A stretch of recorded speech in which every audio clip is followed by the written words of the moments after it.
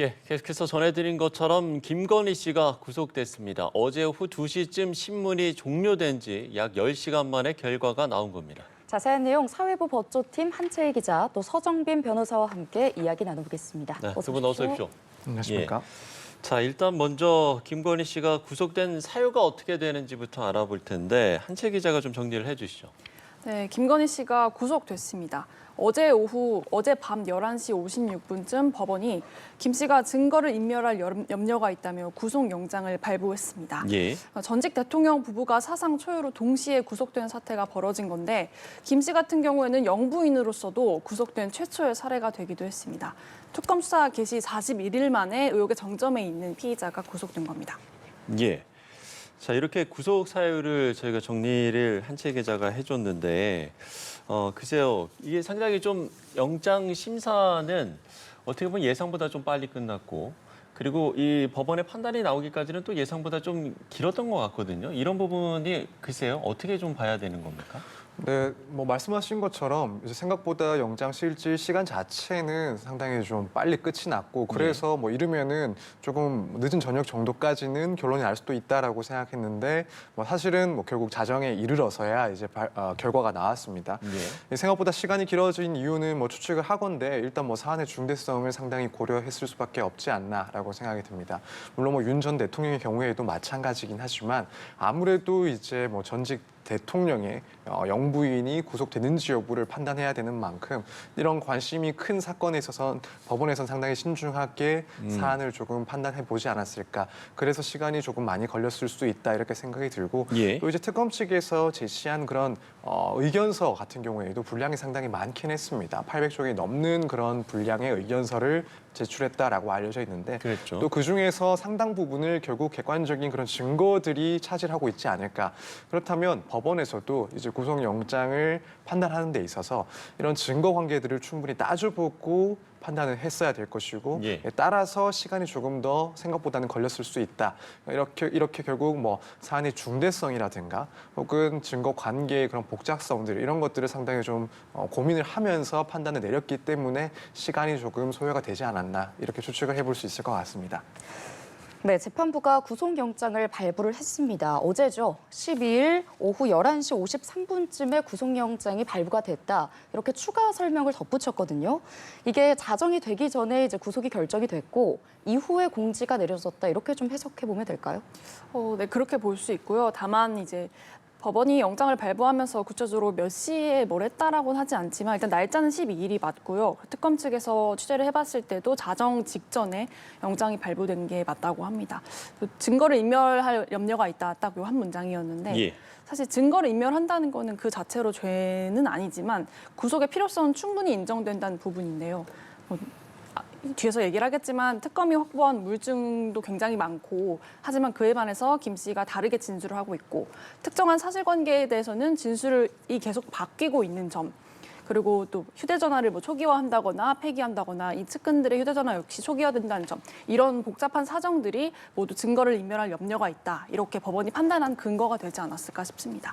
네, 구속 전부터 특검이 물증을 확보했다 이런 주장을 계속 해왔는데요. 일명 나토 목걸이를 제출을 한 게 재판부의 판단에 영향이 있었을 거라고 보시는지요? 네, 저는 개인적으로는 사실상의 영향을 주지 않았을까, 줬다라고 생각은 하고 있습니다. 일단 구속영장 혐의 내용에는 사실 이 나토 순방 목걸이와 관련된 의혹에 대해서는 적시를 하지 않았습니다. 왜냐하면 그 영장 청구 시점 기준으로 봤을 때는 해당 목걸이로 추정되는 그 물건을 확보는 했지만 그것이 모조품이었고 따라서 이제 어떠한 범죄 혐의점이 인정되는지에 대해서는 판단하기 조금 어려운 시점이었기 때문에 예. 이 부분과 관련해서는 영장 청구서의 그 범죄 사실에는 기재하지 않고 대신 이제 증거인멸의 우려와 관련해서 여기에 대한 해명이 계속 번복되고 혹은 객관적인 사실과는 맞지 않는다라는 점을 적시를 했습니다.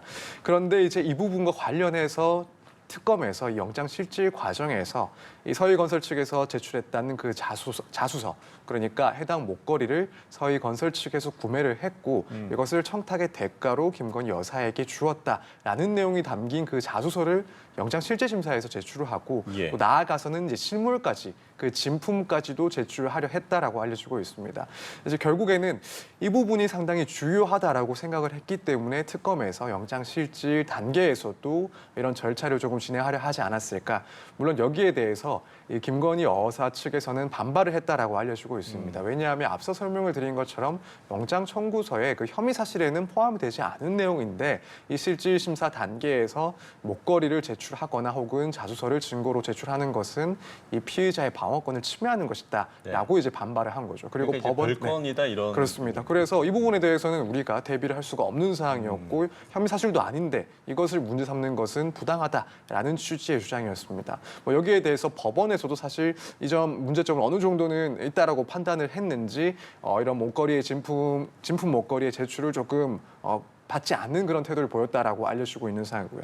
근데 그럼에도 불구하고 이 마지막에 결국 판사가 김건희 여사에 대해서 질문을 했을 때 해당 목걸이를 실제로 받았는지 여부에 대해서 물었다. 그리고 여기에 대해서 김건희 씨가 받지 않았다라고 대답했다라고 알려지고 있습니다. 그렇다면 결국에는 뭐 이런 과정 자체 어느 정도 문제점이 있다라고 혹은 가능성이 있다라고 보여지긴 하지만 결국 이 법원에서는 이런 과정까지도 상당히 조금 신경을 쓸 수밖에 없는 사항이 아니었을까. 그래서 이 부분이 뭐 법적인 여부를 떠나서 사실상 이제 법원에서 영장 발부를 판단하는데 또 주요한 내용 중에 하나였지 않았을까 개인적으로는 이렇게 생각을 하고 있습니다. 예. 그러니까 이 영장 심사에서 특검이 이 자수서를 깜짝 제출한 거잖아요. 이게 이제 시청자 여러분께서 이게 무슨 일인가도 싶으실 것 같기도 하고, 그래서 이 내용을 좀 정리를 해주면 좋을 것 같고, 또 특검이 증거인멸 우려를 뒷받침하는 증거를 상당히 좀 준비를 많이 한 것 같거든요. 이 내용을 좀 정리를 해주실까요? 증거인멸 우려는 저희가 취재한 구속영장 청구서에 되게 근거가 많이 있는데요. 네네. 먼저 얘기를 해보면 이제 김건희 씨 본인의 증거인멸 정황인데요. 진술 바꾸는 것 말고도 이제 물증을 예를 들어서 휴대전화를 폐기하려던 정황. 그러니까 4월 4일에 이제 헌법재판소에서 윤석열 전 대통령에 대한 탄핵안을 인용하면서 김건희 씨가 수사에 대비하기 위해서 휴대폰을 변경하거나 기존 휴대폰을 폐기한 정황을 특검이 확보를 했습니다. 예, 예. 그보다 앞선 3월 말에는 이제 커바나 콘텐츠 사무실에 있던 노트북을 뭐 초기화한다거나 이런 정황들이 김 씨가 이제 수사에 대비하기 위해서 증거를 인멸하는 게 아니냐 이런 부분이 영장에 적시가 됐고요. 김 씨 본인뿐 아니라 그 문고리 3인방으로 불리는 대통령실 행정관 2명도 휴대전화를 수시로 초기한 정황이 발견됐다라고 알려지고 있고요. 또 검찰 지난 5월에 이제 건진법사 청탁 의혹을 수사한 서울 남부지검에서 김건희 씨에 대한 이제 압수수색을 벌였는데 당시에 이제 자신의 아이폰 비밀번호를 제공하지 않는 등 굉장히 보수적인 태도를 방어적인 태도를 보인 게 아마 수사에서 좀 불리하게 작용하지 않았나 싶고요.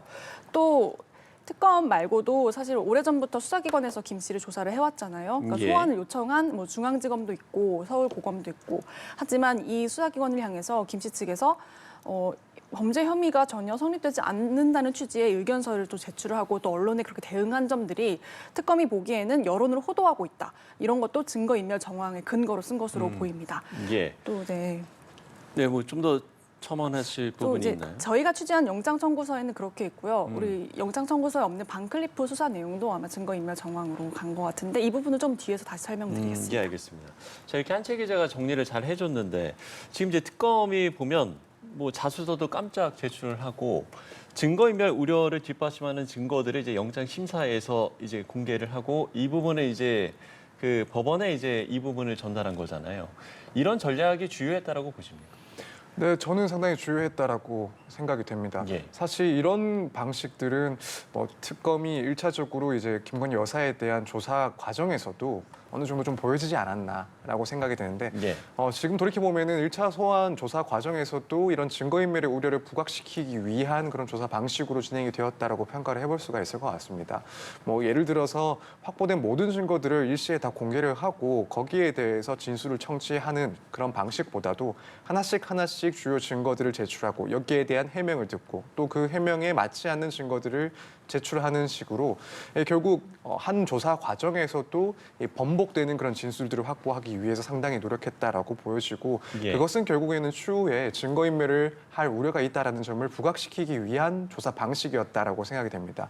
이런 면모는 사실 영장실질심사에서도 충분히 드러나지 않았나라고 생각이 드는데 말씀하신 것처럼 이제 보통의 경우에는 영장실질심사에 뭐 검사가 참여하는 경우도 무척 드물긴 하지만 대부분의 증거들 그리고 의견들은 이미 증거 기록에 다 포함이 돼 있고 그것들이 한 번에 제출이 됩니다. 여기에 대해서 이제 피의자가 반박을 하는 형식 그 정도로만 영장실질심사가 끝이 나는데 예. 지금 이번 영장실질심사 같은 경우에는 뭐 이미 증거 기록이 제출되어 있는 상황이기도 했지만 영장실질 단계에 있어서 추가적인 증거들을 제출을 하고 사실 그 추가적으로 제출된 증거들 역시도 그 전에 뭐 언론 등을 통해서 예측이 됐다거나 혹은 어느 정도 뭐 알려진 그런 내용들이 아니라 실제로 제출이 되고 나서야 이제 확인이 된 이런 내용들이 있었다라는 점들이 확인이 된 새로운 그런 자료들이었습니다. 예, 예. 이 점은 결국 특검 측에서 영장실질 단계에 있어서도 김건희 씨 측에서 반박을 할 수가 없는 그런 내용들을 추가로 제출을 하고 또 여기에 대해서 해명을 한다 하더라도 기존의 진술과는 또 모순되는 그런 증거들을 이미 수집해놓고 이것들을 제출하는 방식을 미리 전략적으로 수립을 해왔다라고 생각이 되는 지점입니다. 예. 특히 이제 그 목걸이, 반클리프 목걸이와 관련해서도 이제 김건희 씨 측에서 반발을 했던 것처럼 혐의 사실과는 사실은 곧바로 연결되지 않은 증거임에도 불구하고 이것을 제출했습니다. 그리고 당연히 특검 측에서는 이 부분이 김건희 씨 측에서 당연히 반발을 할 것이다 예상을 했을 겁니다. 혐의 사실과 맞지 않는 그런 증거들을 제출한 것은 특검의 무리한 그런 주장이다. 혹은 영장실질심사에서 피의자의 그런 방어권, 변호인의 조력권을 침해하는 것이다. 반발을 충분히 예상했을 것이고 법원에서도 그 점 뭔가 문제의식이 가질 수 있다라는 점까지도 조금 예측을 해볼 수 있지 않았나. 그럼에도 불구하고 이것을 현출시켰다라는 것은 어쨌든 이것이 실제 법정에서 보여짐으로 인해서 사실상 판사가 판단하기에 증거인멸의 우려가 상당히 높다라는 점을 부각시키기 위한 수단이었다라고 생각이 됩니다. 그래서 이런 영장실질 상황에서의 그런 전략들도 상당히 좀 계획되고 미리 준비되어 있던 내용이 아닐까 생각이 됩니다. 예, 지금 이제 계획되고 이제 미리 준비한 게 아닐까라고 이야기를 해주셨는데, 그럼 이제 오늘 이런 특검의 전략은 어떻게 보면 이제 김건희 씨를 소환 조사를 한 번 하고 바로 이제 영장 청구를 했잖아요. 이 부분하고도 좀 연결이 될 것 같기도 한데요. 네, 그러니까 뭐 그 점 역시 또 비슷하게 이미 처음부터 조금 구상해 놓았던 그런 상황이 아닐까라고 생각을 해볼 수가 있습니다. 사실 네. 애초에 1차 조사가 이루어졌을 때 이제 그때도 물론 곧바로 구속영장 청구를 할 것인가 상당히 의견들이 분분했습니다.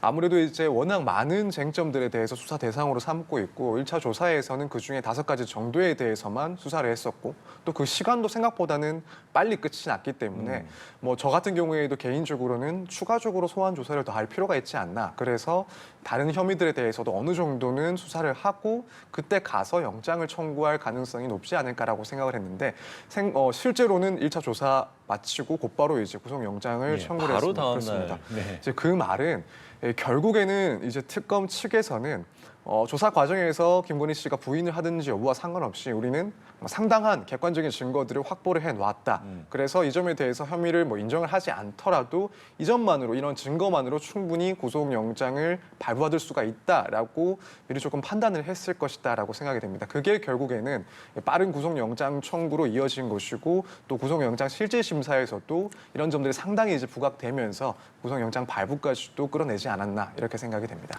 네, 언급해 주신 것처럼 아무래도 이 목걸이와 관련된 거짓 정황들이 구속 가능성에 또 무게를 실어준 것 같습니다. 사실 그동안 서희건설 측이 이 김 씨와의 관련성을 강하게 부인해 왔었거든요. 그런데 돌연 또 입장을 바꿨습니다. 그 이유는 또 뭐라고 보시는지요? 아무래도 서희건설과 반클리프 목걸이를 둘러싼 수사가 본격화하는 상황에서 이봉건 회장도 조금 압박감을 느낀 게 아닐까 추측은 되는데요.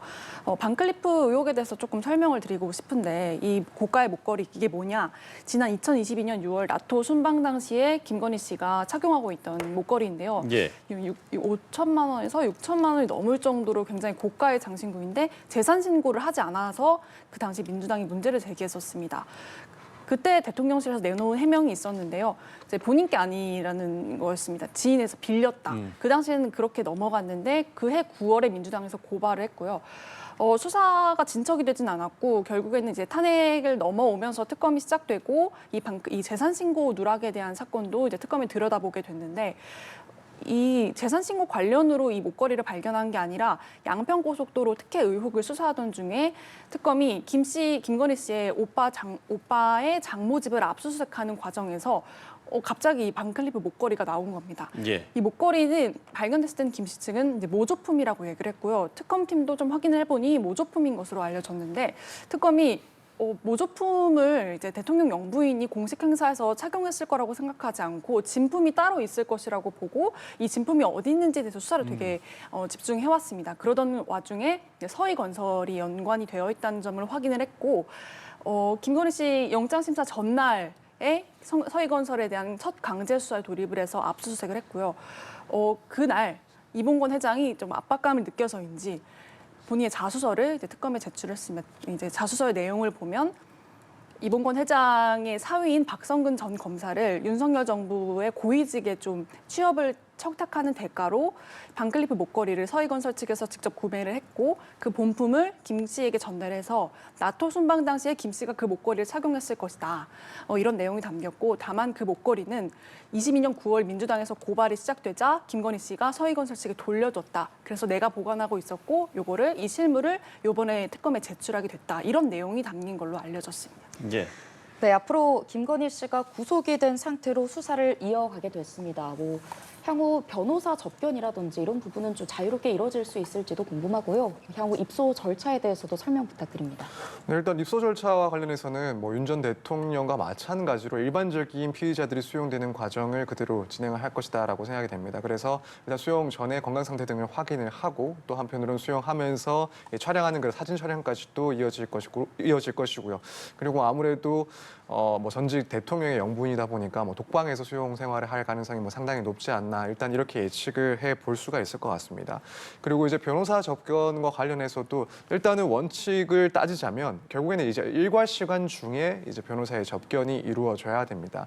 그래서 9시부터 해서 6시 전까지 변호사 접견을 할 수 있는 시간이기 때문에 원칙을 따르자면은 이제 이 시간 동안 변호사의 접견을 할 수가 있습니다. 물론 여기에 대해서 이제 피의자인 신분이다 보니 변호사 접견에 제한은 없습니다.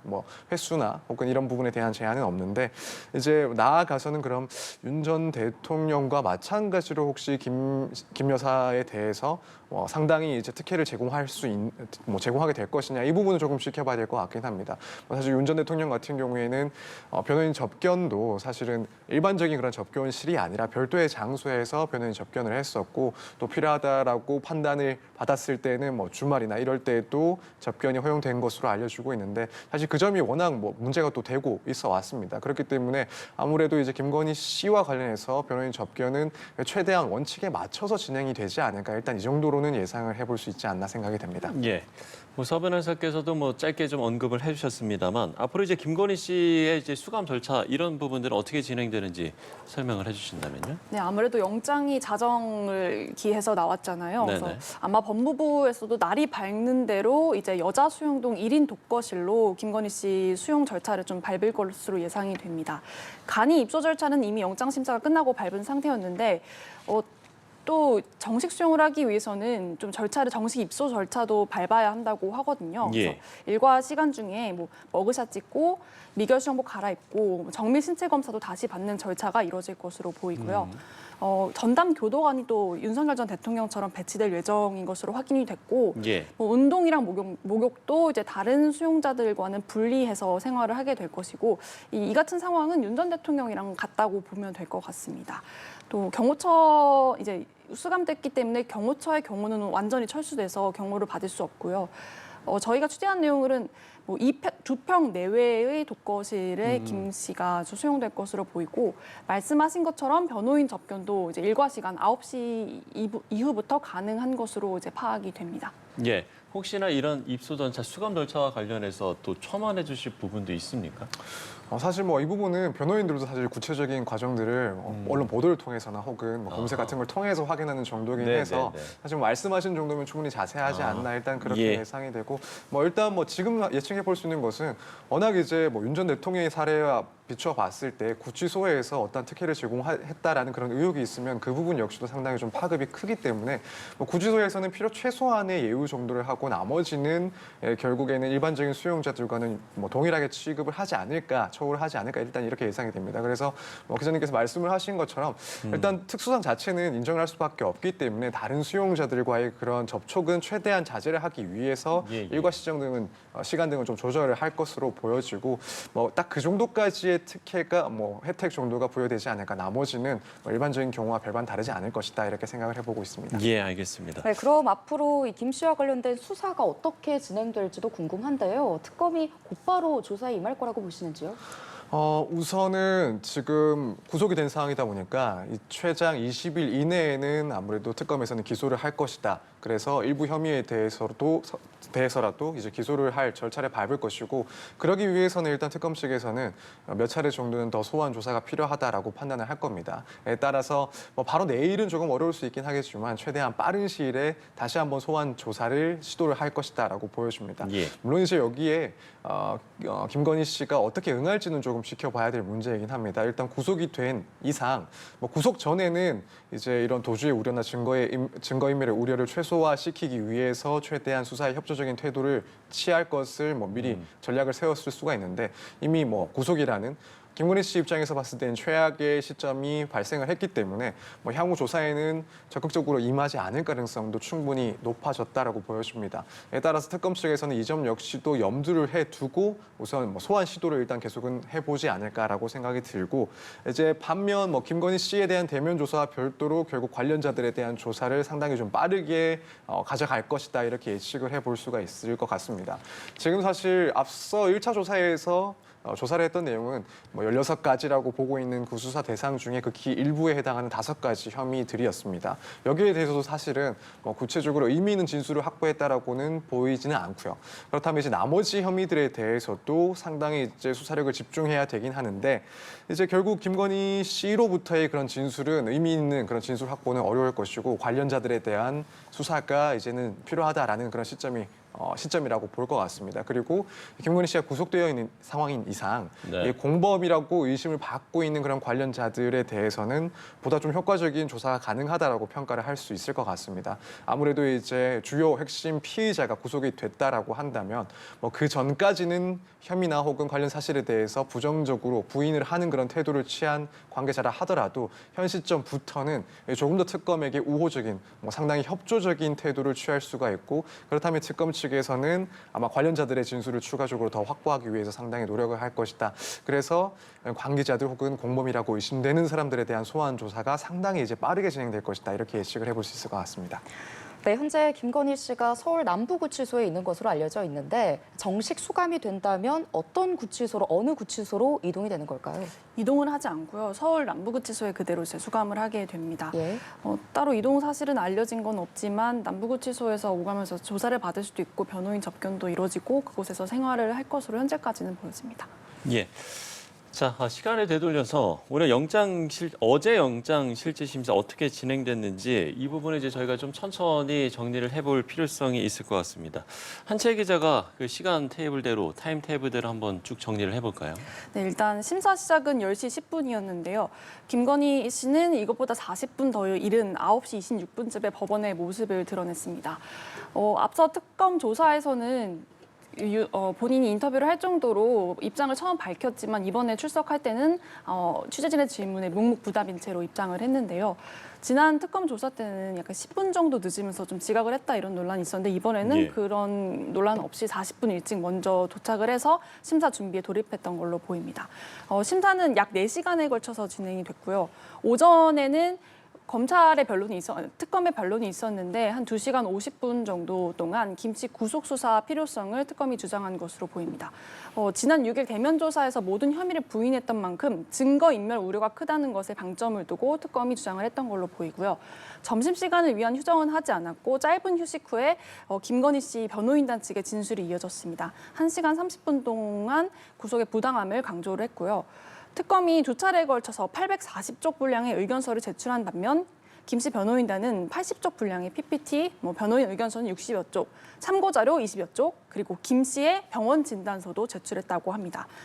김 씨 혐의에 대한 변론은 김 씨가 직접 하는 게 아니라 최지우, 최명성, 유정화 변호사가 적극적으로 방어에 나선 것으로 보이고요. 예. 또 관심은 좀 김 씨가 그래서 최후 진술을 했는지, 판사 앞에서 어떤 말을 했는지가 궁금한데 일단 최후 진술에서 짤막하게 입을 열었던 걸로 알려집니다. 좀 김 씨는 이제 결혼 전 문제까지 계속 거론되는 게 속상하다. 판사님께서 잘 판단해 주길 바란다. 이런 말을 했는데요.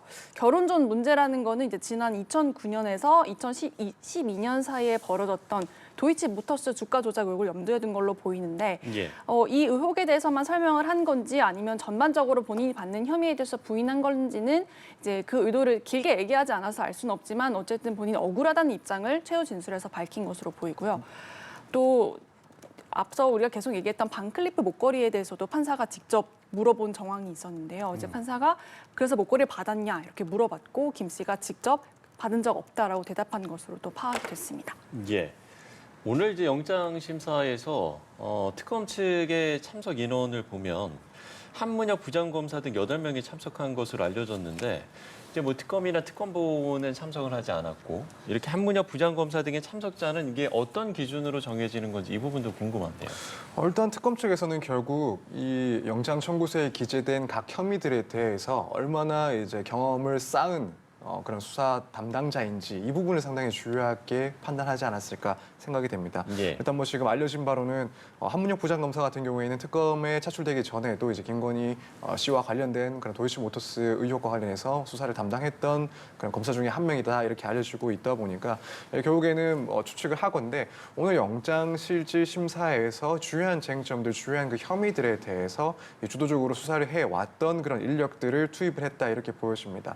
사실 일반적인 영장 실질 심사 같은 경우에는 수사기관 검사들이 출석하는 경우는 대부분 없습니다. 그런데 이런 중요한 사안들 같은 경우에는 아무래도 치열하게 공방이 이루어질 수 있다 보니까 이 검사들도 혹은 이 특검 측의 그런 인력들도 이렇게 투입이 되는 경우들이 대부분이고요. 예. 결국 그 말은 오늘 영장 실질 심사에서 당연히 이제 김건희 씨 측에서는 상당히 강하게 반발을 할 것이다라는 점이 예측이 되는 사항이었고 그렇다면 특검 측에서는 여기에 대해서 이 법정에서 그대로 정면으로 이제 또다시 그 재반박 논리를 구성할 수 있는 그런 인력들을 당연히 기준을 세워서 투입을 시켰다라고 볼 수가 있고 결국 그 말은 각 혐의에 대해서 지금 특검 혹은 그 이전부터 얼마나 이 혐의점들에 대해서 수사를 해온 그런 인력들인지 이걸 기준으로 해서 이 영장실질심사에 참석하게 된 것 아닌가 이렇게 생각해 볼 수 있을 것 같습니다.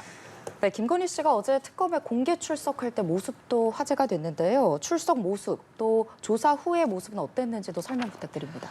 네, 일단 들어가고 나올 때 모두 김건희 씨는 입을 열지 않았습니다. 네. 첫 조사에서는 아무것도 아닌 사람이 심려를 깨서 죄송하다 이런 말을 했는데요. 이 말의 의미가 무엇인지 출석할 당시 취재진이 질문했지만 대답은 하지 않았고요. 대신 포토라인 마지막쯤에서 취재진 앞에서 짤막하게 고개를 숙이고 검색대를 지나서 법정으로 향했습니다. 그게 이제 입장의 모습이고요. 심사가 끝난 뒤 2시 35분쯤에 이제 종료가 됐죠. 나와서 김건희 씨가 또 취재진 질문을 받았지만 별다른 대답을 하지 않고 법무부 호송차를 탄 채로 그렇게 구치소로 향했습니다. 그것이 저희가 보는 김건희 씨의 마지막 모습이었습니다. 네, 이번 구속과 관련해서 윤 전 대통령과 마찬가지로 김건희 씨도 구속 적부심을 청구할지 이 부분도 좀 궁금한데요.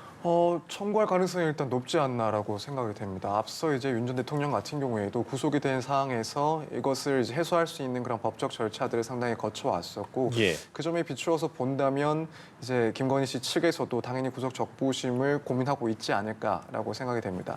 그리고 이제 구속 적부심에서는 이미 뭐 구속 영장 실질 심사에서 주장했던 내용도 당연히 반복은 할 겁니다. 그래서 특검 측에서 무리한 수사, 객관적인 증거가 확보가 되지 않음에도 불구하고 부당하게 구속 청구를 한 것이고 그래서 현재의 구속 상태도 부당하다, 부적법하다라는 주장은 마찬가지로 구속 적부심에서도 진술을 할 것이고 또 한편으로는 건강상의 문제 역시도 이제 언급을 할 것이다라고 생각이 됩니다.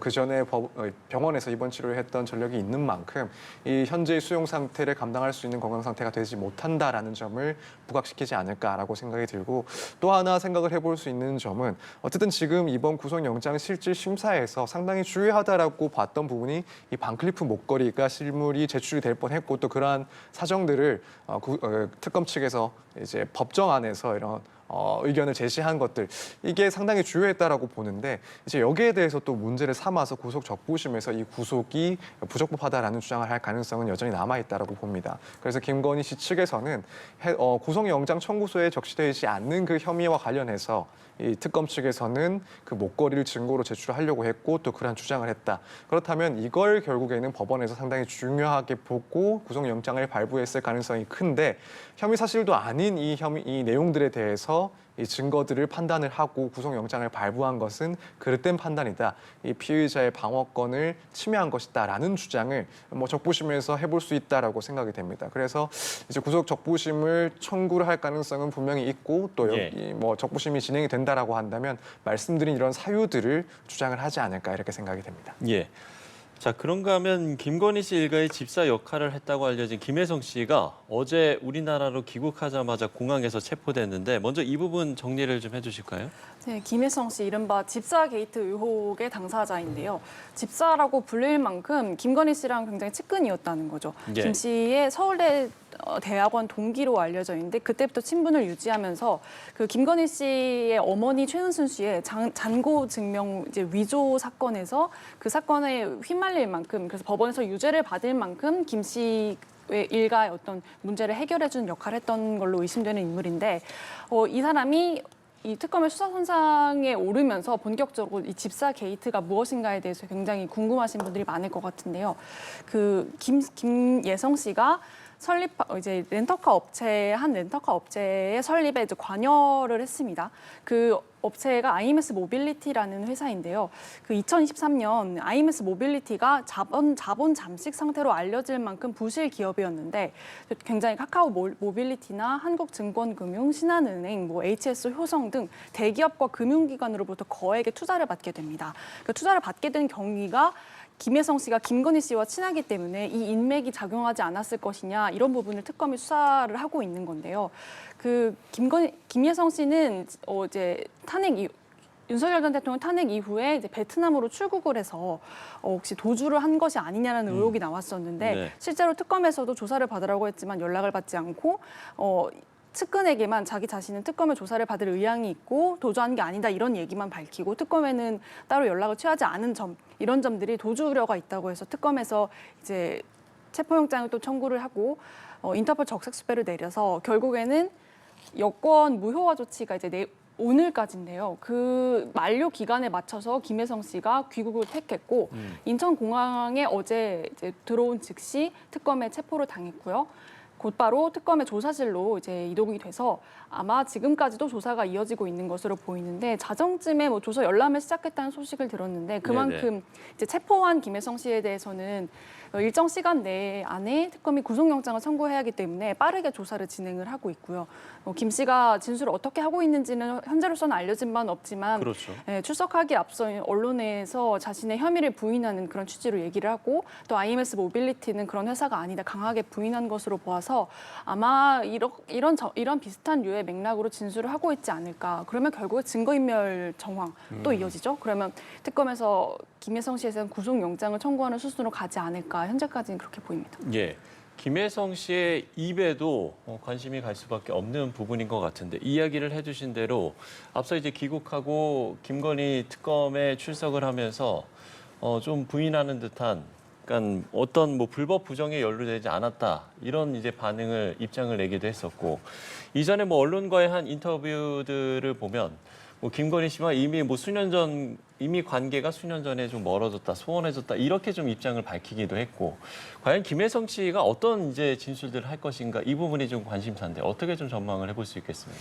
네, 일단 여러 가지 경우의 수는 있을 것 같습니다. 자신의 혐의를 포함한 모든 의혹들에 대해서 부인을 할 수도 있고 혹은 모든 의혹들에 대해서 인정을 하는 그런 취지로 적극적인 수사에 협조하는 태도를 보일 수도 있긴 한데 제 개인적인 생각으로는 일부에 대해서는 부인을 하더라도 또 일부에 대해서는 특검에서 원하는 그런 대답이 있을 수 있다라고 생각이 됩니다. 우선 지금 김혜성 씨가 이렇게 체포가 되는 과정에서 언급을 한 내용을 보면은 일단 자기와 관련된 혐의에 대해서는 부인을 하는 것으로 보입니다. 그러니까 자신이 설립에 관여한 그 업체가 대기업으로부터 투자를 받으면서 그때 이제 김건희 씨의 그런 관계를 과시를 하면서 부당한 영향력을 행사해서 부당하게 이런 투자금을 받았다라는 그런 의혹을 받고 있는데 일단 적어도 여기에 대해서는 부인을 하고 있는 태도로 보이고 이 점은 앞으로도 일관되게 부인을 할 가능성이 높지 않나라고 생각이 듭니다. 다만 이제 이 김혜성 씨 같은 경우에는 결국 특검 측에서 그 진술을 듣고 싶어 하는 부분은 이제 김건희 씨 그 일가의 자금에 대해서 그 자금이 어떻게 축적이 됐고 또 그 자금이 어떤 식으로 뭐 흐름이 이어져 왔는지 이런 부분들에 대해서 듣고 싶어 할 텐데 김혜성 씨 입장에서는 자기 혐의가 직접적으로 문제가 되지 않는다라고 한다면 이 김건희 씨와 관련된 그 김건희 씨 일가와 관련된 이 자금과 관련된 그런 이야기들은 해볼 수도 있지 않나 그런 점에 있어서 한편으로는 뭐 특검의 그런 조사에 성실히 응하겠다 협조하겠다 이런 이야기가 나온 건 아닐까 예상이 됩니다. 그래서 뭐 개인적으로 봤을 때는 이 본인의 혐의에 대해서는 부인할 가능성이 높고 반면 이제 본인과 직접적인 관계가 없는 이 김건희 씨 측과 관련된 그런 내용들 사실관계에 대해서는 입을 열 가능성이 그래도 조금 존재하지 않나 이렇게 예측을 하고 있습니다. 네, 김건희 씨 구속과 관련한 내용 사회부 한채희 기자 또 서정빈 변호사와 함께 짚어봤습니다. 고맙습니다. 수고하셨습니다. 수고하셨습니다.